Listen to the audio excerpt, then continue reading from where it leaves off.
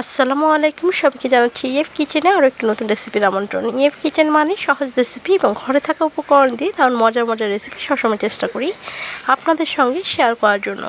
আজকেও তার ব্যতিক্রম আমরা নিয়ে চলে আসলাম একটি দারুণ মজাদার রেসিপি।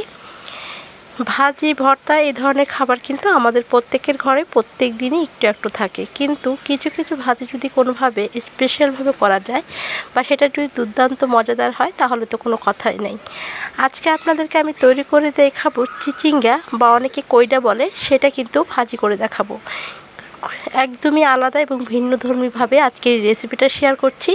আমার মনে হয় এই রেসিপিটা আপনাদের কাছে অনেক অনেক ভালো লাগবে। আমার কাছে তো একটা ভীষণ ভালো লেগেছিল, তাই ভাবলাম আপনাদের সঙ্গেও শেয়ার করে নিই। এই রেসিপিটা দেখতে যতটা লোভনীয়, খেতেও কিন্তু দারুণ মজা। তাই বাসায় অবশ্যই ট্রাই করবেন, কারণ এখন বাজারে প্রচুর পরিমাণ চিচিঙ্গা পাওয়া যাচ্ছে। আর চাইলে কিন্তু এই রেসিপিটা ঘরেই তৈরি করতে পারেন, কারণ এই ধরনের সবজিগুলো এখন বর্তমানে সবার ঘরেই কিন্তু অ্যাভেলেবেল থাকে। তাহলে চলুন কথা না বাড়ি কীভাবে তৈরি করছি সেটাই চলে আসলাম। এখানে একটি ফ্রাই প্যান নিয়ে আমি বসিয়ে দিয়েছি, প্রায় 1 টেবিল চামচের মতো তেল দিয়ে দিলাম। আর তেলটা একটু গরম হতে এখানে দিয়ে দিচ্ছি চিচিঙ্গাগুলোকে দেখতে পাচ্ছেন আমি কীরকম চিকন করে কেটে নিয়েছি।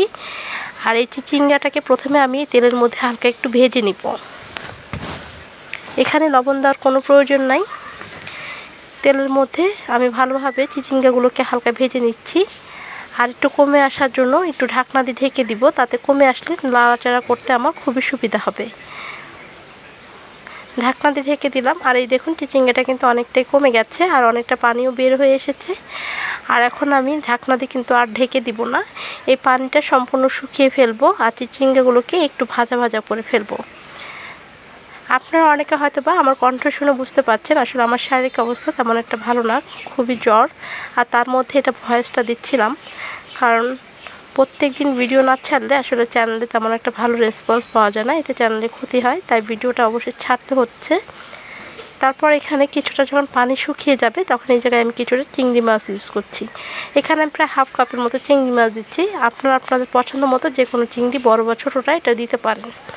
দিয়ে আমি চিচিঙ্গার সাথে চিংড়ি মাছগুলোকেও কিছুক্ষণ ভেজে নিব।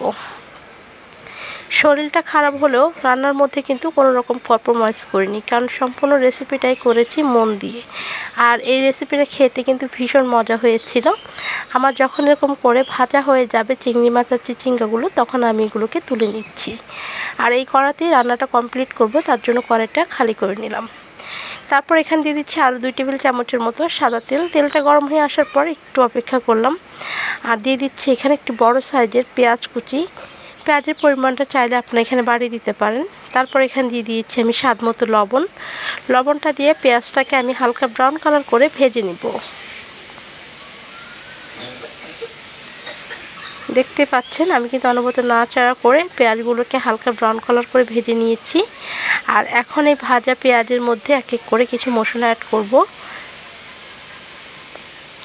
দিয়ে দিচ্ছি এখানে 1 চামচের মতো হলুদের গুঁড়া। দিয়ে দিচ্ছি এখানে আমি প্রায় 1 টেবিল চামচের মতো মরিচের গুঁড়া।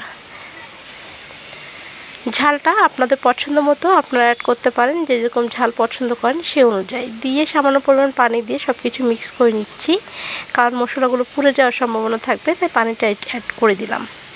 তারপর এখানে দিয়ে দিব 1/2 চামচ জিরে গুঁড়া আর 1/2 চামচ ধনিয়ার গুঁড়া। ধনিয়া গুঁড়াটা দিয়ে দিলাম। তারপর দিয়েছি এখানে জিরে গুঁড়া। জিরে গুঁড়া এবং ধনিয়া গুঁড়াটা খুবই সামান্য পরিমাণ দিলাম, বেশি দেওয়ার প্রয়োজন নেই। দিয়ে এবার ভালোভাবে মিক্স করে নিচ্ছি। আর এটাকে এখন পানি দিব না, পানি দিয়ে কিন্তু এটাকে কষিয়ে নিলাম। তারপর এখানে দিয়ে দিচ্ছি 2টো টমেটো মিডিয়াম সাইজের কিউব করে ছোটো ছোটো করে কেটে নিয়েছি। আর এখন মশলার সঙ্গে টমেটোগুলোকে ভালোভাবে মিক্স করে ঢাকনা দিয়ে ঢেকে কিছুক্ষণ টমেটোটাকে কষিয়ে নিব, তাতে টমেটোটা অনেকটাই নরম হয়ে আসবে। আর এই পর্যায়ে কিন্তু আমার টমেটোটা কষানো হয়ে গেছে, দেখতে পাচ্ছেন। আর টমেটো কিন্তু অনেকটা নরম হয়ে গেছে।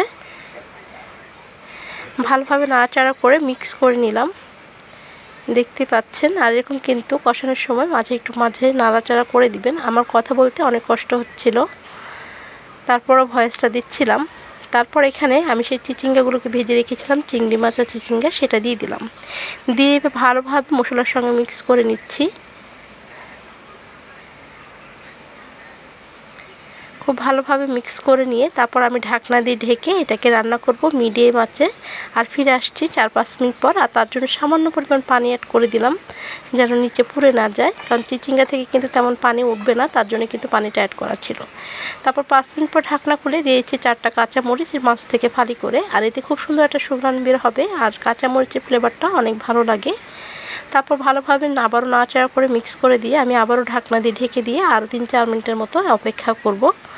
আর এটাকে ঝোলটাকে যে পানিটা আছে সেটা কিন্তু একদম শুকিয়ে ফেলবো। ঢাকনা দিয়ে ঢেকে দিচ্ছি আর ফিরে আসছি আর 3-4 মিনিট পর। অলরেডি কিন্তু দেখতেই পাচ্ছেন 3-4 মিনিট পর ঢাকনাটা খুলে একদম কিন্তু কোনো রকম পানি নেই, সম্পূর্ণ তেলটা উঠে গেছে আর ভাজিটা একদম নরম সফট হয়ে গেছে। চিচিঙ্গার এই রেসিপিটা আসলে দেখতেও কিন্তু দারুণ ছিল আর খেতেও কিন্তু দারুণ মজা ছিল।